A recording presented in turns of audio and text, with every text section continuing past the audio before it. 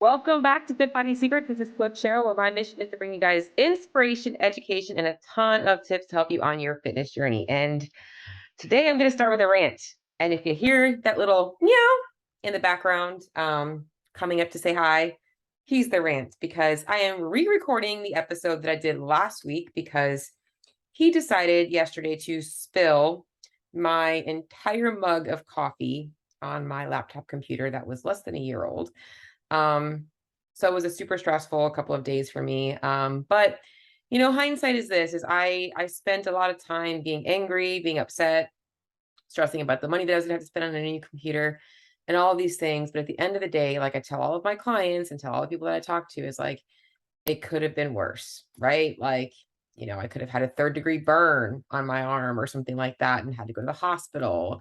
There are always ways to look at things that can sometimes, not seem easy in the moment. Because I'll be honest, that day I was pissed to no end, and I still am pissed that I had to buy a new computer. But you know what? Being able to say, hey, I can actually afford to go buy a new computer is something that I should also look at as hindsight. That could have been worse, right? I could have not had the money to go buy a new computer. So, and I really didn't. I put on a credit card, but either way, I had the resources, and that's the main thing. So, as I'm going into this episode, I'm going to talk. Today's episode is really going to be about simplifying nutrition for you guys. But I want to tell you guys that that's the part of nutrition that's more complicated, is the factors that really don't have anything to do with the freaking food.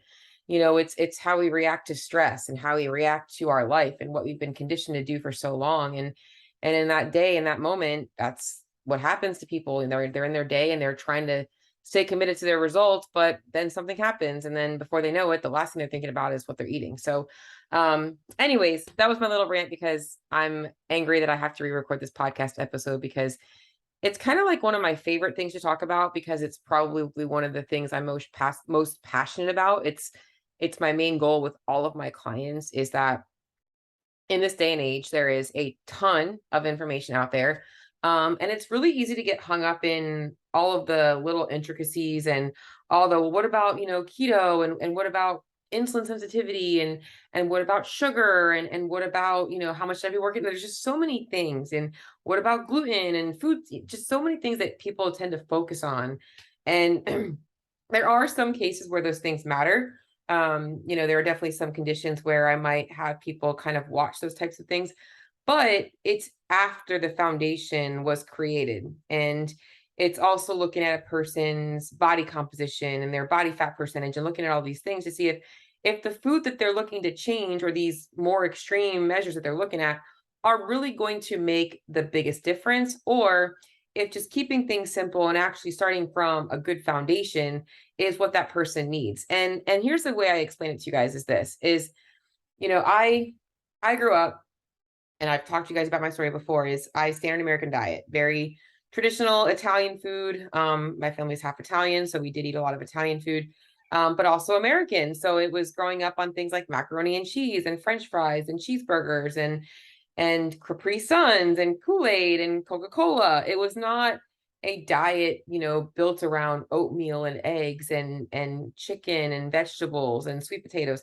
I didn't even touch sweet potatoes. I never even tried a sweet potato until I was like 20 something years old, being 100% honest with you. The only vegetables I ate growing up were like maybe broccoli smothered in Velveeta cheese, or some iceberg lettuce with ranch dressing, but it was very basic stuff. I was a very I wouldn't even call myself a picky eater. I just ate a lot of really highly palatable foods. It wasn't just grilled chicken. It was chicken fingers and ketchup. It was always making things taste really good. And there's no reason for those things not to be a part of, our diet every once in a while. But when a diet is based around those things, that is the problem. So not going down the rabbit hole there, because like I said, I want to really simplify nutrition for you. And the reason I brought that up is because if I think back to when I was going through my first successful dieting attempt, I think back and wonder, if somebody had shown me just the science behind nutrition, how food works in our body, would I have done the drastic things that I did to lose weight? Would I have been in that situation? Would I have even had to lose weight? And so for those of you guys out there that are parents, you have to really look at your kids, and how are you raising your kids to view food? And do I think that children should be able to enjoy cookies and cupcakes and pasta and macaroni and cheese? Absolutely. but they need to know how that fits in the plan, and that they also need to understand that, that shouldn't be an everyday occurrence to go to McDonald's and have that. And it's hard because I know a lot of families are extremely busy, and that it's convenient to stop at the drive-through when the kid's screaming in the back of the car for chicken fingers, and not want to have to deal with that in the moment. But that child might actually really be grateful for you when they are 22 years old and they don't have to worry about weight loss. So if you think about how you feel about your body right now, remind yourself that your children are also going to be growing up facing those same dilemmas and the same body image issues. And so when I think about nutrition and what I teach is applicable to all ages. If people understood the purpose behind a food scale and tracking food and all of those things, it wouldn't be restriction. It could become a way to keep control of things, but it's just like keeping a money budget is really all it is. You're teaching yourself and your children how to understand money from a nutrition perspective. This is not a plug for you guys getting all of your kids tracking food and putting macros to practice at 15 years old. But what I'm basically trying to get at is the things I teach should be applicable to all ages. And if you really take this to heart, you can learn how to master your nutrition forever and never have to lose weight again. Always know how to control things. And there are some variables that are not controllable, but that's the main reason for today's episode. So maybe I'm re-recording it. Maybe it's a blessing in disguise. Here we go. So I got a couple notes here. And I'm going to pull them up because honestly, I also hate staring at myself. I got to be honest. One of the hardest things about doing a solo podcast is that I'm literally having a conversation with myself. And I would like to get guests on. I think that I will eventually start getting guests on. I have had a few in the past. Just being 100% honest, my schedule is just crazy. And trying to get things scheduled in is always a difficult part. And in the CrossFit space, it's also common that other people that I'd want to connect with also have very busy, crazy schedules. So let's get the ball rolling. And the first note that I wrote down on my page before I get into any of the intricacies of today is simple isn't always easy, but it is also often much more effective. And I love, love, love talking about this because just because something seems simple doesn't mean it's not going to take effort. Like if I told someone to go run a mile, that requires no equipment, that requires just your body. It just requires you to say, hey, I'm going to run this mile in X time and I'm going to push myself. And that might be a very effective way to get a pretty hard workout in, right? Doesn't mean it's going to be easy. You could take it easy, but you can also make it hard. And so when it comes down to everything that I'm talking about today, I also understand that you guys are not 5, 6, 7 years old learning nutrition from a base. You are undoing years and years and years of learned behaviors, and that's not always going to be easy. But if you are taking the time to bust your ass in the gym, to do all the other things, think of it just like that. You're making progress in your nutrition in some way, shape, or form. For some people, this is where diets can be really helpful because they might find a dietary protocol, which I'm going to talk more about why I like paleo as a great place for people to start, as a means to at least start somewhere with food quality or whatever it is. The diet's not magic, but it can help give a person a place to start and progress on. And it might teach you some of the basics of building solid meals and things like that to help you be able to add on from that. So the most important thing is that just like anything else in life, as long as we're making steps forward, we're making forward progress. And so when I go into today's episode, what I want you guys to really think about, as I'm already in today's episode, but is that the changes you're making, if you are trying to lose weight or change your body composition, are going to be permanent. There are things that you're doing that likely aren't going to be as permanent. So if you are really tracking all of your food, you're weighing and measuring every single morsel, you're not snacking between meals, you're doing all those things, you're likely giving it 100% effort. And when you're in maintenance, you should not have to be that dialed in. However, if you get a little bit too flexible, you likely are going to see that things start going in the wrong direction, because likely what that is doing is it's kind of making you aware of the things that you were likely eating that were kind of causing you to go overboard a little bit, or maybe taking up too many calories that you realized. So, all right, I'm ranting now. Let's go ahead and roll and get going on this. Okay, so let's talk about the simplified nutrition approach that I teach, and that is meant to work. And I promise you that if you give this 100% effort, you will get the results that you want. You will feel better than you ever have. You will understand nutrition. You will understand your body. And honestly, you probably won't have as many cravings. You probably will enjoy your food more. You probably will get better results in the gym and all those types of things. So first things first, and it's really not what comes first. It's kind of like, where do you want to put your effort first? Okay, so we've got calories that we have to control. We've also got food quality to look at to ensure that the calories we're getting are nutrient dense and nutrient rich. Now, it really depends on the person, because for some people, I will often start with food quality. And this is somebody like, so let's just say right now a person is, they're drinking Mountain Dew, they're stopping at the drive-through, they're just putting whatever they want in their body. They don't care. They're eating chips and guacamole and cheese, and they don't even care. They don't have any idea, no concept. For them, just being like, hey, let's switch to a more whole food based diet is likely going to control calories a little bit without controlling calories. It's also going to get them building a foundation of good food quality to add on to. Now, vice versa, if a person doesn't have a lot of resources with high quality foods, maybe they are having to rely on drive-through and things like that. I can also start with calorie control and then slowly start to change the makeup of that diet. So it really just depends on that person. But at the end of the day, we are looking to do two things. One, ensure we're getting enough nutrition in our diet, vitamins and minerals, and two, controlling the calorie intake and or optimizing calorie intake for our specific goals. Now, what I find in the standard American diet, and for most clients that come to me, is that there is a severe protein deficiency. Most people that come to me are not overeating protein unless they are coming from a high protein crash diet, aka Atkins, keto, or any of those things where they've just been trained to think protein, protein, protein, and they're actually over consuming protein. I would just be honest, I'll take that client any day because it makes it so much easier for me to get them to be where they need to be. But a lot of my clients are not, their breakfast consists of a bagel and coffee. It might consist of a cheese croissant.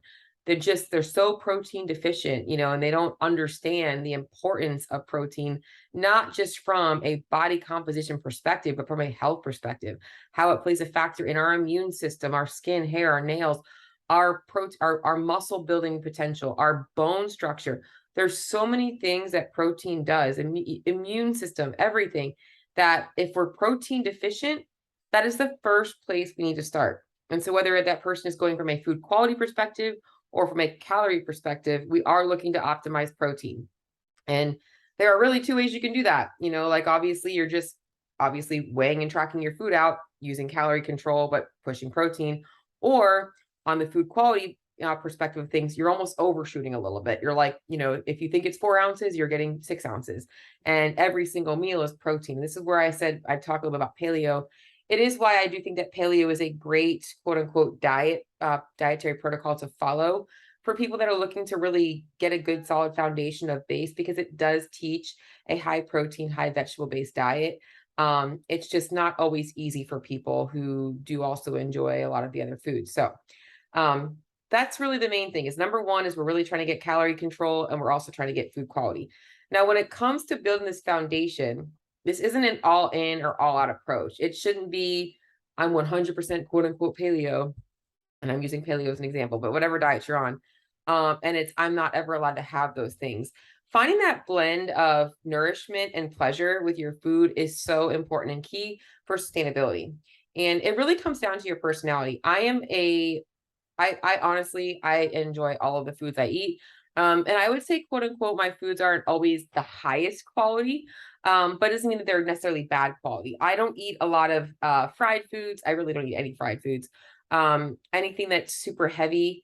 But I do eat things like cookies, and I find like the ones that have less ingredients.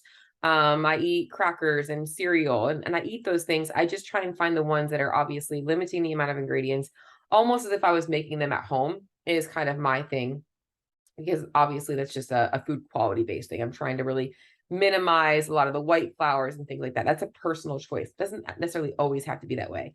For some of my clients, that 20% pleasure might be actually, yeah, going out and having a couple of chicken wings and some French fries. But there should be that blend, because if you're not learning that you're not going to be able to sustain it long term. And this is where you run into I run into the clients who they come to me, and when they're on track, everything is great. But the second they get exposed to those foods, it's like the next 2 days, the scale is up like 5 pounds, because they likely overindulge in them. They're not learning that moderation. And this is where calorie control using a food tracker can be very, very helpful for people, because now they can actually understand, okay, they go in the food tracker, they log 6 chicken wings and French fries, and they're like, oh, wow, that's 1,000 calories. Okay, now I know why I was gaining weight before. And now they know where that can fit into the week and how they have to moderate it and the portions. And for that person, they might say, you know what, that's just really not worth it. I'm not going to be full. I'm going to want to eat double that amount. I'm going to choose this instead.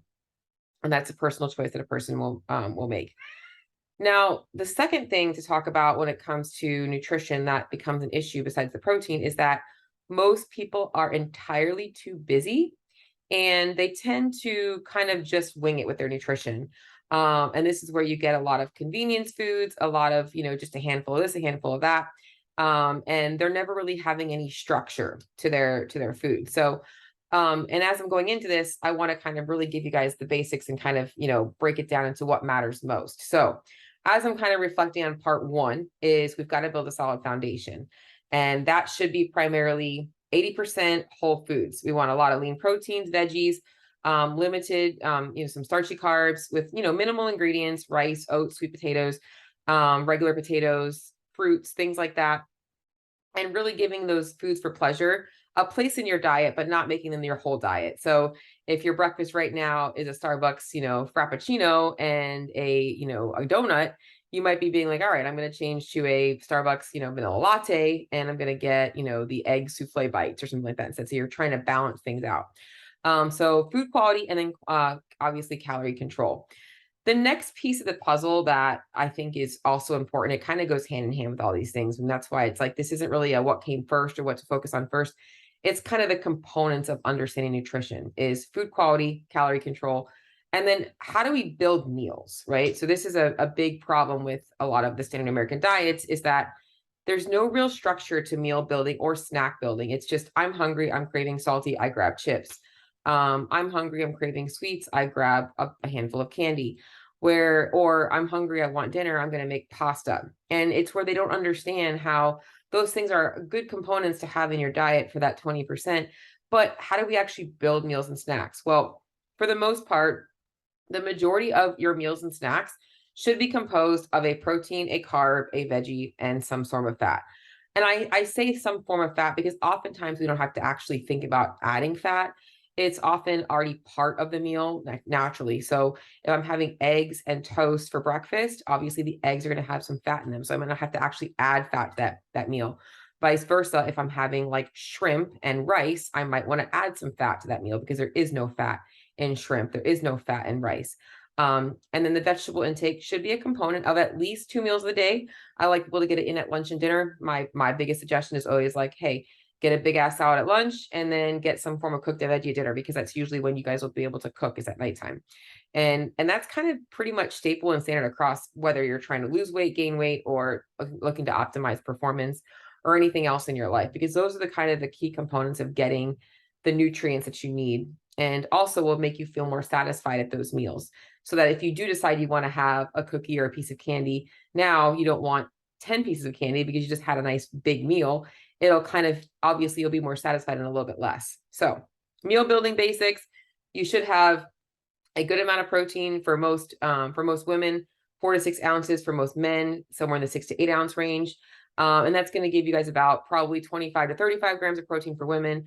For guys, probably about 40 to 50 grams per meal. So that's a good base to start. Now, obviously, as we get into macro tracking and things like that, you'll be able to really optimize that and change things up a little bit. And then the same thing goes for your snacks.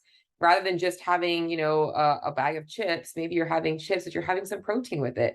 And that sounds dumb, but people don't understand how you will undereat. You will end up eating less of the chips and get more nutrients and be more consistent and compliant with your nutrition by doing that. You'll get those protein numbers up.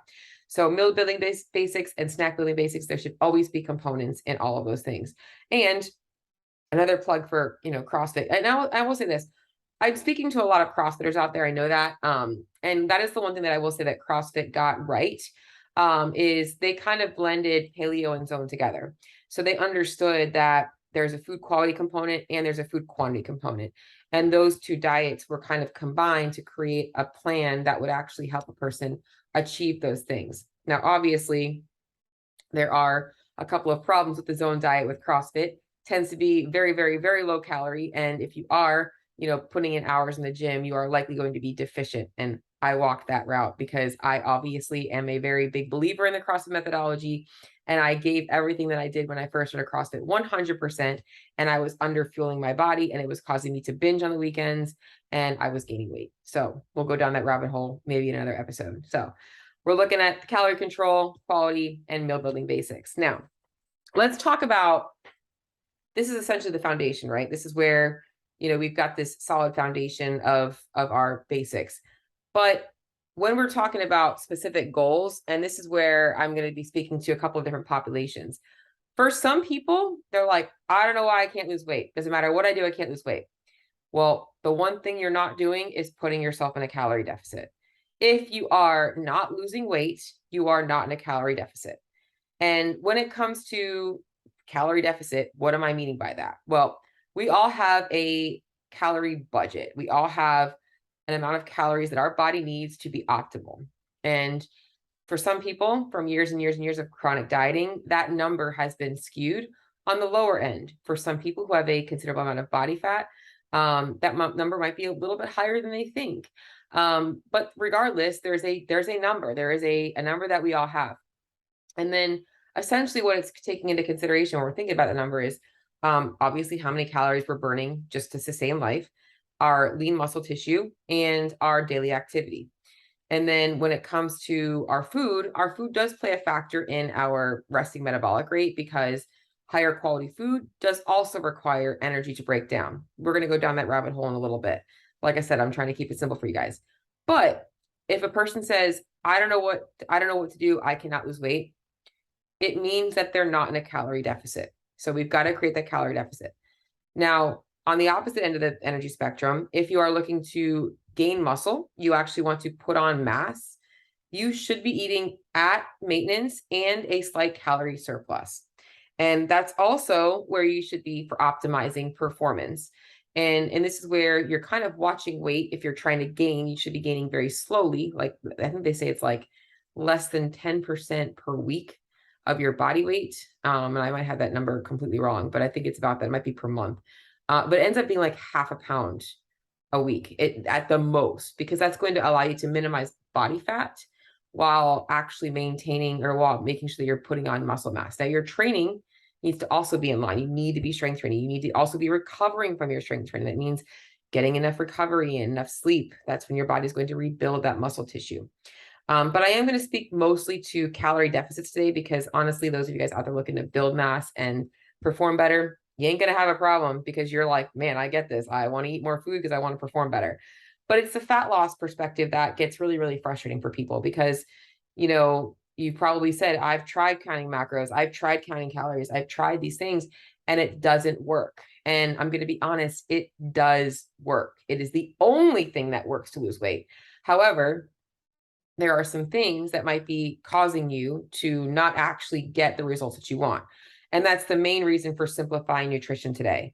So as I'm going to recap again, before I go into why you might not be seeing weight loss in a calorie deficit, what gets tricky about this, I'm going to recap. Okay. So when we're thinking basic foundational nutrition protocols and you're thinking about, man, why am I not losing weight? Okay. Let's cover the basics. Diet, 80% food quality is high. So I've got a lot of lean proteins, veggies, starchy carbs, really dialing in all the fruits and vegetables, getting enough vitamins and minerals, getting enough protein. Calorie control is there. I'm weighing and tracking all of my food. I'm not doing the BLTs. I'm really keeping an accurate account of what I'm eating to ensure I know exactly how many calories I'm going in. Now, before we go into calorie deficit, okay, if you really want to troubleshoot why it doesn't matter how low you drop your calories, you are not losing weight. The first place that I start with all my clients is we should develop a calorie base, a maintenance base. if you start at base and like if I have a client that comes to me and they're reporting, let's just say they're reporting 1,400 calories, and I estimate their TDED to be like 2,200, it's better for me to initially bring that person to 2,200, even if they don't lose weight right away, because then I know metabolically I've got them at their optimal number. I've got them capped out. And they might not actually get to that number because a calculation is a calculation. It's not always set in stone that easily. They might tap out at 19 or 2,000 calories. But it's knowing that, like, if that person is still giving me, I could eat more. Okay, let's eat more.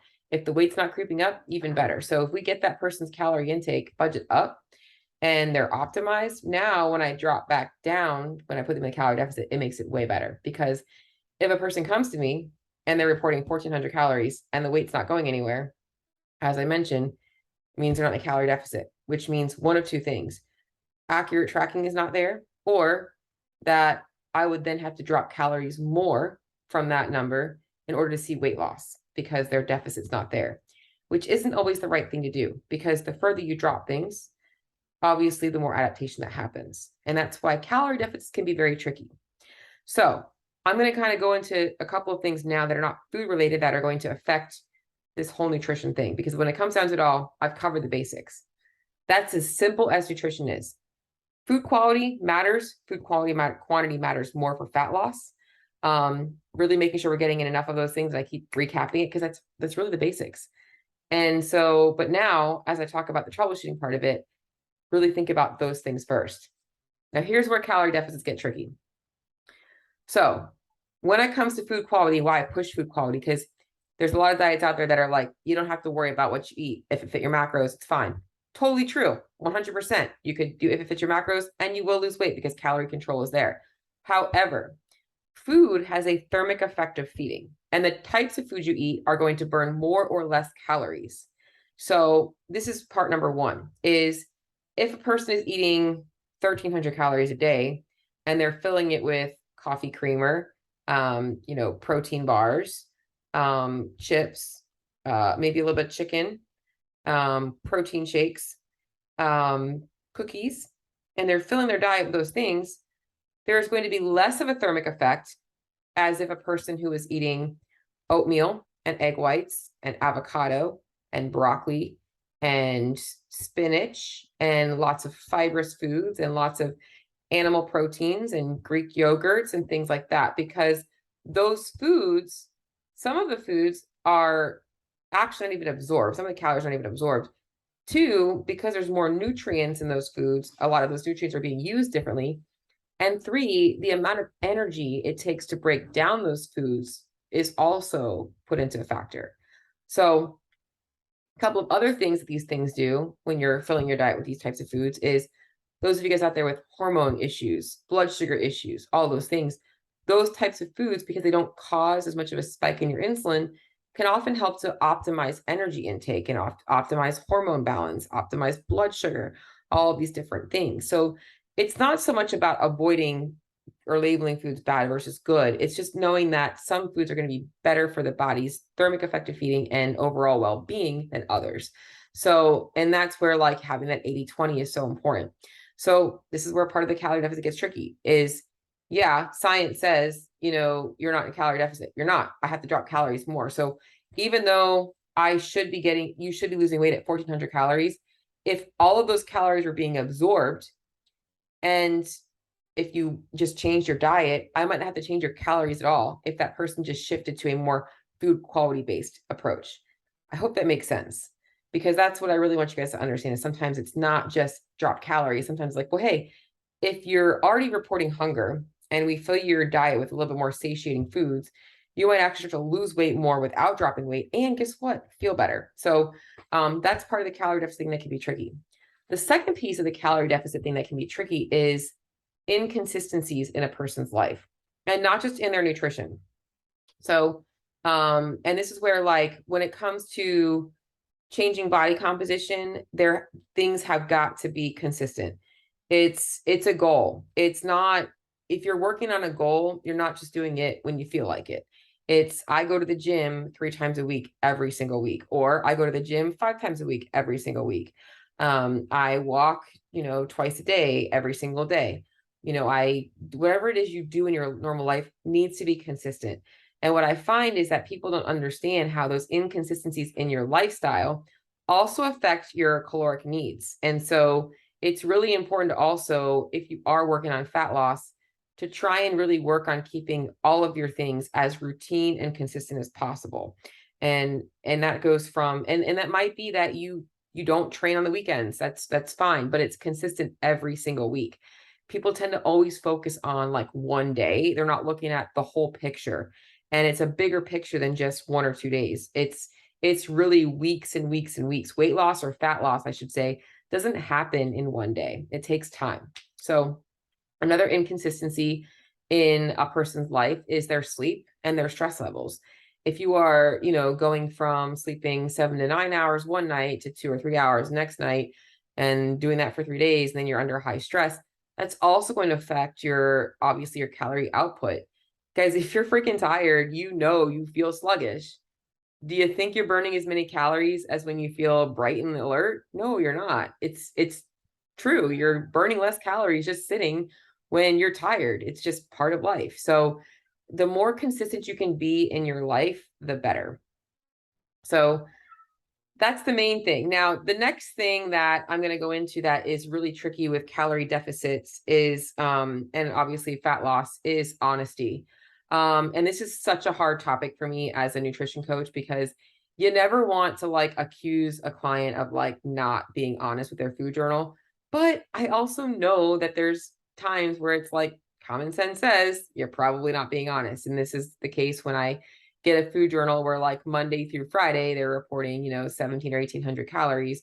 And then all of a sudden on Saturday, there's only 890 logged. It's like, you only ate breakfast on lunch on, yeah, I got busy. And that was like our lunch and dinner. I'm like, that ain't making any sense. For one, your freaking hormones, your hunger hormones are going to be like spiked through the roof if you are.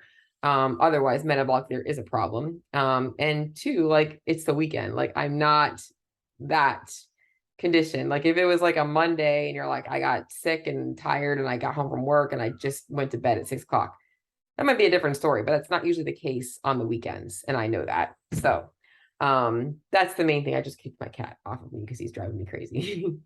So I'm just mad at him.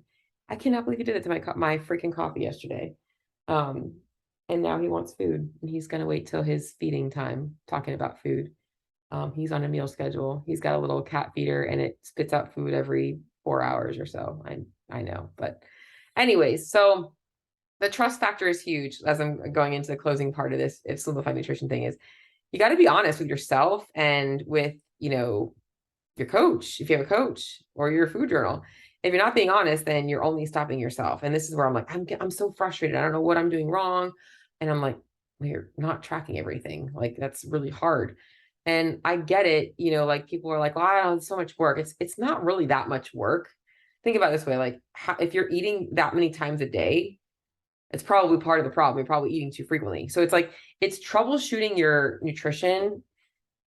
I'm just going to even go back, because this is kind of where I should just end this episode, because I'm going to get off on, different things. But well, here's what I'm going to end on is the one tool that I am like, I will be honest with you guys, anything you guys do, keep an accurate food journal.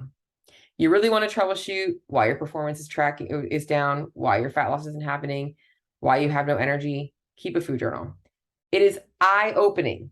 And if it stresses you out, there's 2 reasons why it stresses you out. One, you likely have no idea about the nutrition facts of the foods that you're eating. And that's stressful because you go to open up the MyFitnessPal database and there's 5 million choices and you're like, which one do I choose? And you have no idea. So you're just picking random ones. But 2, you're trying to remember things that you ate throughout the day that you probably were just grabbing randomly. And that does get stressful. But guess what? That's also probably where calories are coming in and you're not recognizing it. So keeping a food journal is the most important thing you guys can do to do everything. Now, let's talk about other things to consider when it comes to nutrition that I will go into a little bit more of to kind of go over some things. So in this calorie deficit, I think people focus on, because consistency matters. We've already covered that. Obviously, I'm beating that through the freaking whatever. I'm just beating it up today. But when it comes to calorie deficits is your body adapts, right? So as I mentioned, the person is like, I don't know why I'm not losing weight at 1300 calories or 1400 calories, is even though when you first started, you were losing weight at 1400 calories, over time, your body gets used to that. And all of a sudden, in order for you to actually create a new adaptation, AKA more fat loss, you've got to make a change. And this is where having a coach can be helpful, because a lot of people think, well, then I guess I just have to lose or cut calories more, or I guess this is as good as it gets. And that's not the case. And this is what you call metabolic adaptations. And I'm doing a live training on this on Monday. Oftentimes what they need is, you need to understand that you can't always be just trying to lose weight.